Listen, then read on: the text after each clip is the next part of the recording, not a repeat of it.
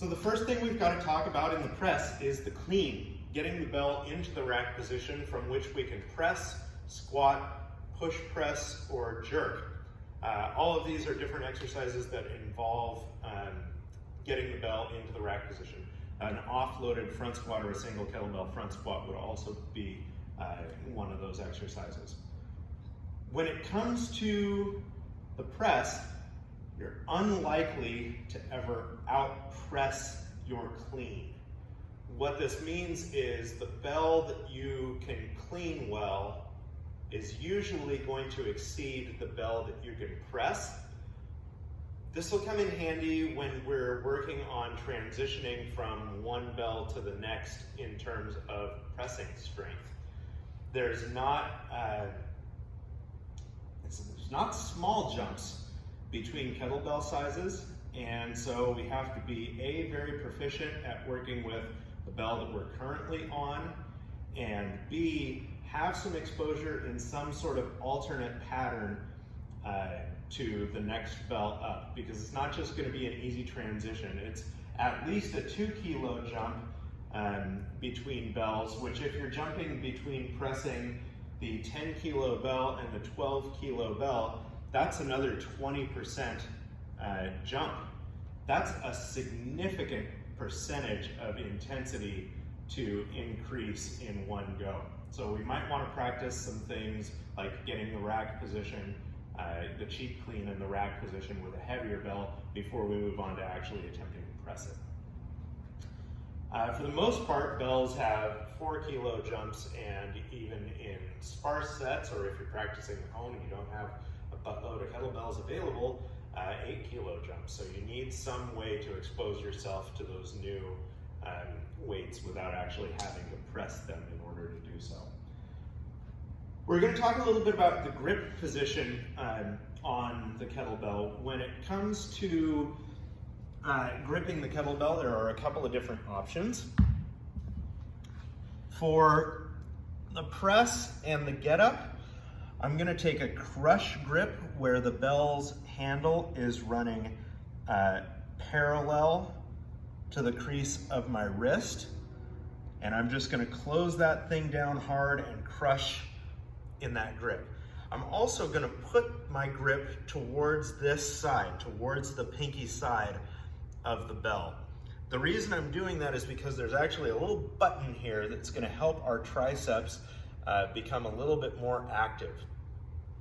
Now, when I'm doing something ballistic, like a swing or a snatch, I can keep that same grip, or I can go across my palm a little bit more diagonally. So the bell's handle is going to run from the corner of my hand here in the crease of the thumb down towards this side of my wrist.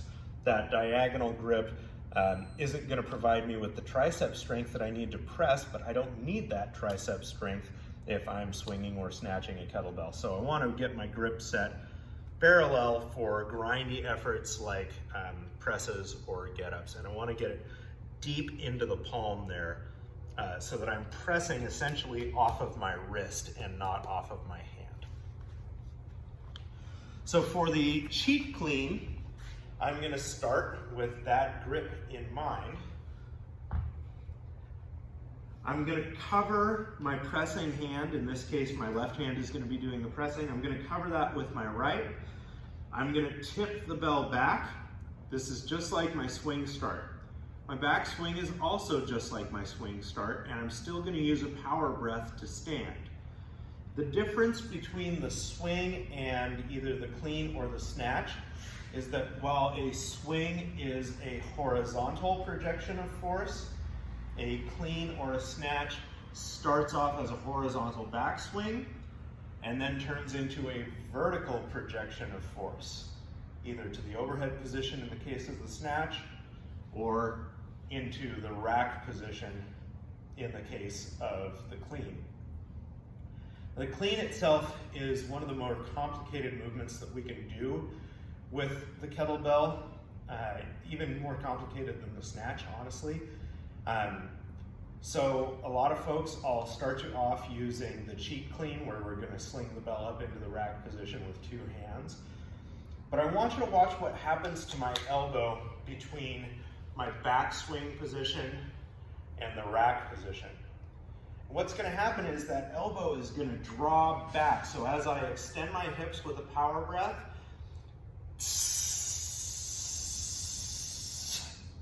that elbow is going to pull back, keeping the distance that the bell travels as short as possible, which is actually one of the standards for the clean in the instructor manual. We want to keep that projection of force vertical. We don't want to take the bell way out in front of us and then pull it back into the rack, because then it's going to land hard. We're not going to be in a great position to press. We want to make sure that the clean ends up basically where we need the bell to end up to have a strong press. So, hinge, crush grip, but not super tight, and you'll see why here soon. Cover, tip back, backswing and power breath. Keep it close to the body so that it travels the shortest distance possible. Now, when I'm in the rack position, I want the top of my fist to be below my jawline, and I want to have several things on: my glutes, my abs, my lats, and my grip. So the lat is actually pulling the bell down. That lat, even though it's a pulling muscle, is going to act as a strut for our press. It's going to get us into the right position, and it's going to be the thing off of which we can spring when we actually start to press. So glutes, abs, lat, and grip, or grip, lats, abs, and glutes. GLAG for short. You'll also notice that once I'm here, I'm going to shift my weight over to the pressing side. So now I've got my hip right under my elbow, right under my fist, and my foot is in a vertical line from my hand, straight down to the floor. This is going to give me a lot of pressing power because I've got locked joints all the way down to the floor. In the getup, we talk about that plane where the hand that has the bell, the supporting hand, the trunk, the supporting leg are all in one plane. If I'm here, this is weak. If I'm here, this is strong. It's the same thing with the press. So I like to shift my weight to the pressing side. I've seen a lot of folks who stay pretty much centered, but I just feel stronger with my weight shifted over to that pressing side. So that's one of the subtleties of the press that can lead to a lot more strength. Now, once we get the bell into the rack position and we're about to make a pressing effort, we've got some options for power breathing while we're in that rack position. We take that big belly breath in, and during our press, or press attempt, or loaded clean, we can either press with no exhalation, which is called the Valsalva maneuver. We talked about that in the deadlift section of the swing instructional videos. You can use the power breath as you would in a swing or deadlift, lighter deadlift, where it's sort of a continuous, uniform exhalation. You can use a ratcheting breath, sort of like breathing behind the shield, which we did in the plank and in the static stomp deadlift. There are a lot of different options. You can give it a barbaric grunt to start things off. You've got a lot of different options as far as power breathing is concerned. When it comes to a maximum weight, the Valsalva maneuver is probably the strongest, but see the video on the kettlebell deadlift for some special considerations when using the Valsalva maneuver. Once we're in the rack position, like I said in the intro video, we can use what's called a loaded clean, the idea of getting tight and starting the press, to train ourselves up for a lot of different reasons. One reason might be that arm isn't ready to press overhead yet. So we're just gonna think about starting the press, and it's gonna turn on those same motor units that we're gonna use to start an actual press. So the connection between the brain and the muscles is going to be the same, even though we're not pressing. This is gonna build some confidence in the body and build some strength in those same pressing motor units, even though we're not pressing. Another reason might be we're gonna use a bell that we can't actually press yet. So we clean the bell up, we get everything tight, we take our power breath, and we kind of like the static stomp deadlift that we did in the swing section.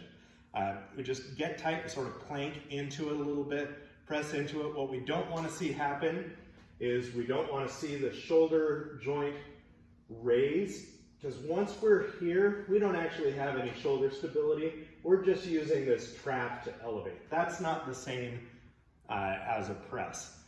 In the loaded clean, you might actually see that shoulder joint suck down as you start your press, because you're getting the lats to tighten up and pull that shoulder blade down into a deeper rack position. You may think that pressing a shorter distance, so having your hand up higher in your rack position, is going to make your press stronger because you don't have to press as far, but it's not. It's much stronger to start your press with a deep rack position where the lats are on and this whole side of the body is loaded and ready to go, than it is to start with the bell up here or with the shoulders elevated or shrugged. And that is because you can build some tension here and build some momentum with the distance between this point and the typical sticking point in the press, which is about here, about head level, eyebrow to top of the head level. This is where a lot of people run into, I'm gonna make it or I'm not. If I've got a deep rack position, I've got a lot of time to build speed before I reach that sticking point. I might actually be able to sort of speed my way through it, versus if I'm starting with the hand high, I'm already compromised here. I don't have all the tension that I could in order to get through that sticking point. I'm gonna have to make some accommodations or just simply miss the lift. So that's the cheat clean and the rack position summed up.